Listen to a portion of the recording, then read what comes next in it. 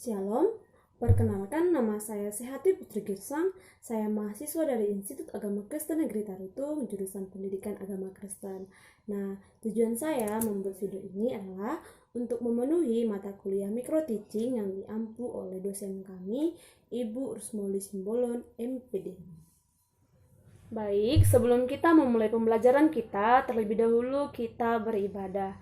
Nyanyi kita, terima kasih Tuhan untuk kasih setiamu.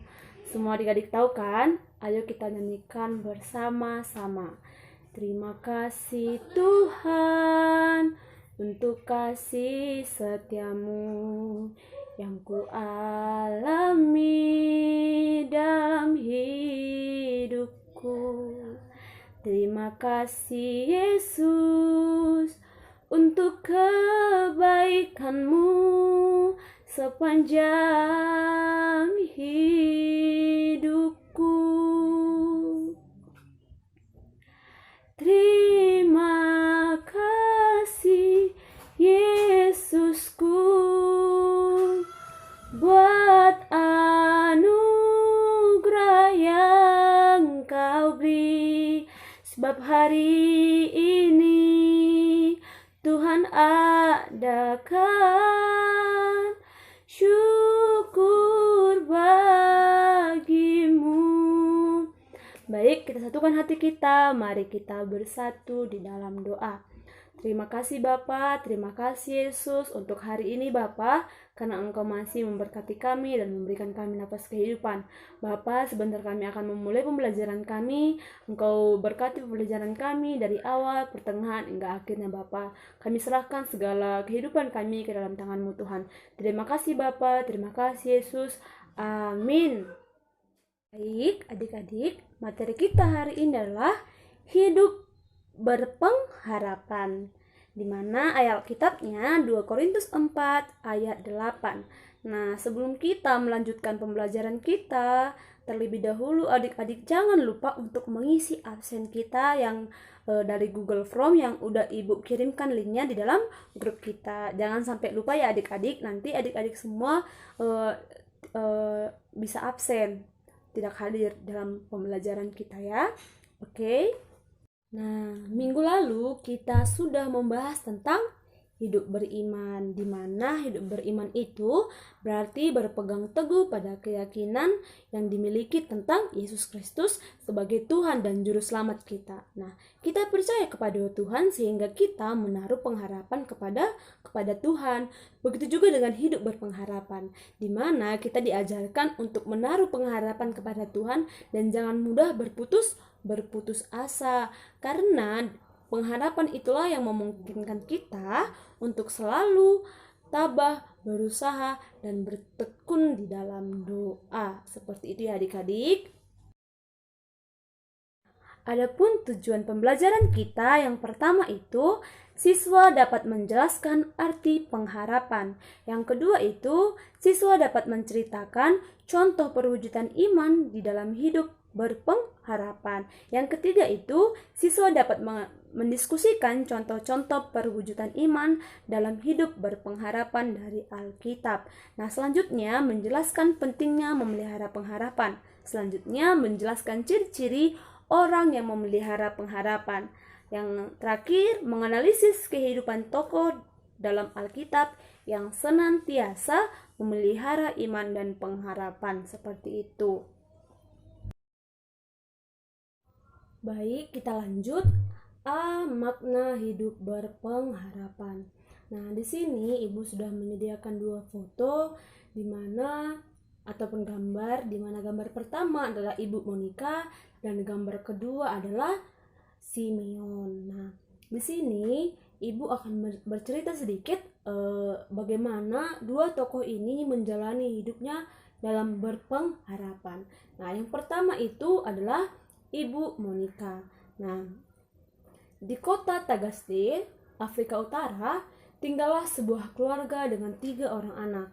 Nah, sang ibu bernama Monica dan sang ayah bernama Partisius. Nah, Partisius ini seorang pejabat tinggi di pemerintahan.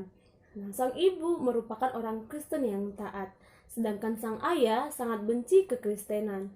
Tak segan-segan ayahnya mencemooh istrinya bila hendak mengajari iman Kristen kepada anaknya. Nah, karena pengaruh buruk sang bapak, anak sulungnya hidup dalam pesta pora, foya-foya, dan pergaulan bebas. Walaupun ibu terus menasihatinya, anak itu tetap saja bandel. Nah, melihat perilaku anak sulung itu, Monica tentu sangat sedih. Segala cara sudah ia coba untuk menyadarkannya. Namun ia selalu gagal. Tetapi ibu tidak putus asa dalam berdoa untuk anak dan suaminya. Nah, dengan sabar ia terus berusaha membimbing anaknya. Ia juga tidak pernah putus berdoa bagi anak dan suaminya. Kiranya Tuhan yang Maha Baik dan Maha Kasih melindungi dan membimbing suami dan putraku ke jalan yang benar dan dikehendakinya. Seperti itulah doa sang ibu. Nah, doa itu ia naikkan bertahun-tahun dengan tekun dan tabah. Suatu hari, Patricius sakit keras.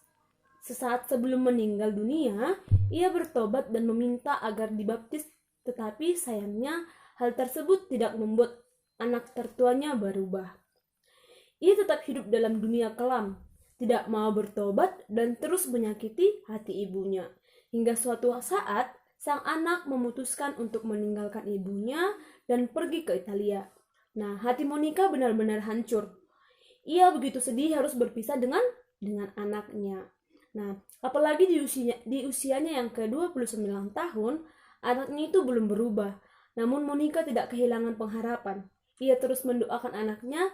Saat itu pun tiba di Italia, tepatnya di kota Milan, sang anak bertemu dengan seorang uskup Ambrosius. Nah, yang kemudian membimbingnya secara pribadi. Dan akhirnya tepat pada 24 April tahun 387, doa Ibu Monica yang dinantikan lebih dari 20 tahun itu terjawabkan. Hari itu anaknya memberikan diri untuk dibaptis, memutuskan untuk hidup baru dan bertobat untuk kemudian meninggalkan dosa-dosanya. Nah, 7 bulan kemudian sang anak kembali ke Afrika Utara dan kemudian menjadi uskup di Hippo pada usia 41 tahun. Sang anak adalah Agustinus, yang kemudian dikenal sebagai seorang bapak gereja yang disegani dan dihormati. Nah, dia seorang yang sangat berpengaruh dalam sejarah gereja. Ibu Monica yang tidak pernah kehilangan pengharapan dan tak sekalipun putus asa untuk mendoakan anaknya, sehingga pengharapan yang merubah hal yang sebelumnya mustahil menjadi kenyataan. Seperti itu ceritanya. Yang kedua adalah seorang Simeon. Nah, ada seorang yang bernama Simeon. Nah, Lukas menyebut Simeon sebagai orang yang benar dan saleh yang menantikan penghiburan bagi Israel. Terdapat di Lukas 2 ayat 25. Nah, ia dengan setia terus beribadah kepada Tuhan, berdoa, menyembah dan melayani Tuhan di bait Allah. Nah, Simeon percaya saatnya akan tiba bagi Allah untuk memenuhi janjinya. Kepercayaan yang terus dipegang dan dipelihara sampai masa tuanya. Tentu tidak mudah bagi Simeon untuk terus mempertahankan keyakinannya itu, apalagi di tengah ketidakjelasan nasib bangsanya. Juga keadaan fisiknya yang semakin menurun karena usia lanjut. Akan tetapi, Simeon tetap berpengharapan. Ia tetap teguh meyakini bahwa ia akan melihat sang Mesias yang ditunggu-tunggunya itu. Itu terdapat di ayat 26. Nah, pengharapan Simeon tidak sia-sia. Suatu hari, Roh Kudus menggerakkan hatinya untuk datang ke bait suci. Di sana ia bertemu dengan Maria dan Yusuf yang sedang membawa bayi Yesus. Sebagaimana aturan dalam hukum Taurat, beberapa hari setelah dilahirkan, setiap bayi laki-laki harus dibawa ke bait suci untuk dipersembahkan kepada Allah. Begitu melihat bayi Yesus, Simeon segera menggendongnya sambil memuji Allah. Ia pun berseru, "Sekarang Tuhan, biarkanlah hambamu ini pergi dalam damai sejahtera, sesuai dengan firman-Mu. Sebab mataku telah melihat keselamatan yang daripadamu, yang telah Engkau sediakan di hadapan segala bangsa, yaitu terang terang yang menjadi pernyataan bagi bangsa-bangsa lain dan menjadi kemuliaan bagi umatmu Israel. Itu tertulis dalam Lukas 2 ayat 29 sampai 32. Nah, dari dua cerita tersebut, dari Ibu Monica dan Simeon, kita belajar bahwa penting sekali untuk hidup berpengharapan, tidak putus asa dan berpegang teguh pada keyakinan dan janji Allah.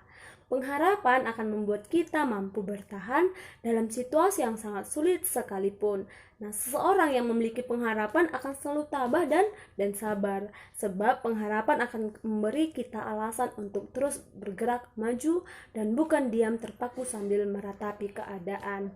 Nah, adik-adik, pengharapan seumpama kita buat sebagai motor yang menggerakkan roda hidup kita melewati jalanan terjal dan berliku. Nah, itulah sebabnya penulis Alkitab Ibrani menggambarkan pengharapan sebagai sahu, atau dapat diartikan sebagai jangkar.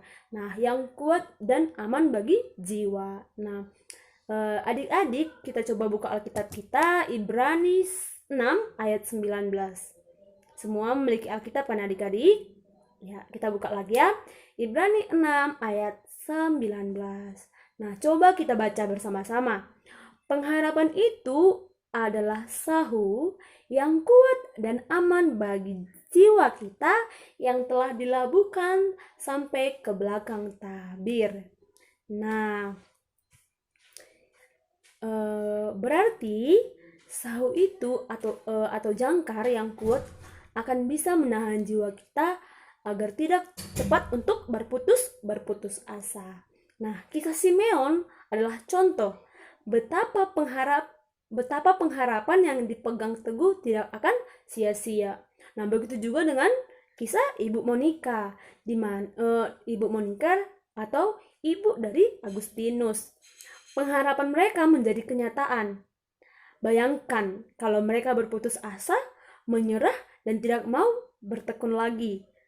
Mungkin Simeon tidak akan pernah bertemu bayi Yesus seumur hidupnya. Dan mungkin Ibu Monica juga tidak akan pernah melihat Agustinus bertobat.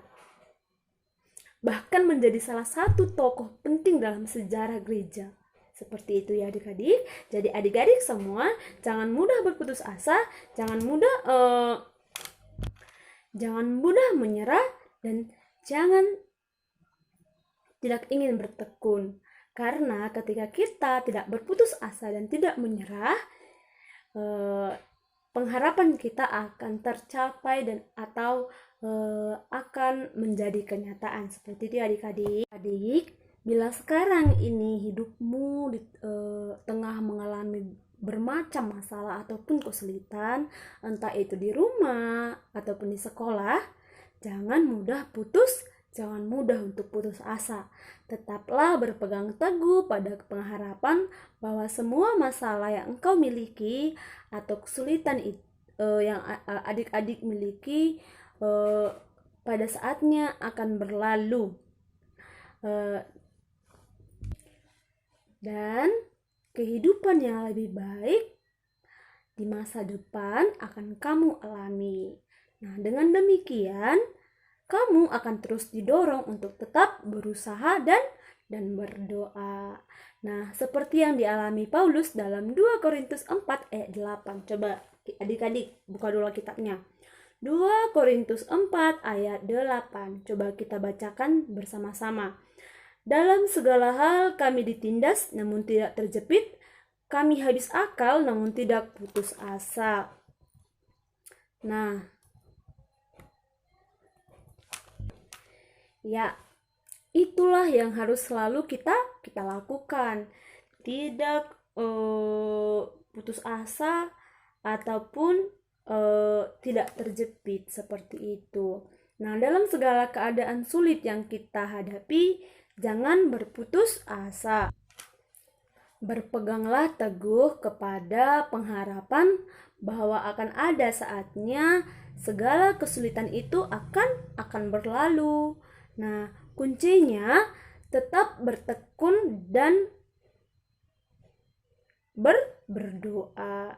dan jangan berhenti berusaha. Nah, lakukan yang terbaik dari diri kita sendiri agar kita bisa melakukannya seperti itu. Nah, selebihnya kita serahkan kepada Tuhan. Nah, itu akan membuahkan hasil yang baik kepada diri kita sendiri ketika kita menyerahkan segala pergumulan kita kepada Tuhan kita. Nah, tidak saja bagi diri sendiri, tetapi juga bagi orang-orang di sekeliling kita.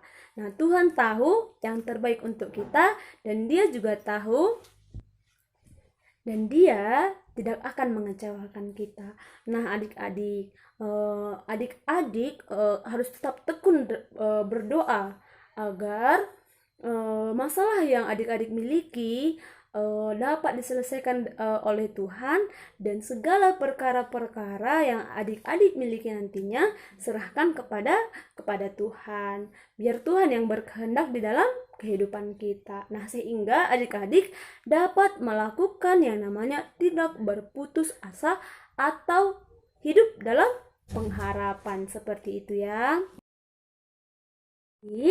Agar adik-adik lebih mengerti tentang makna pengharapan itu, nah adik-adik ibu kasih tugas seperti yang ada di buku siswa kita.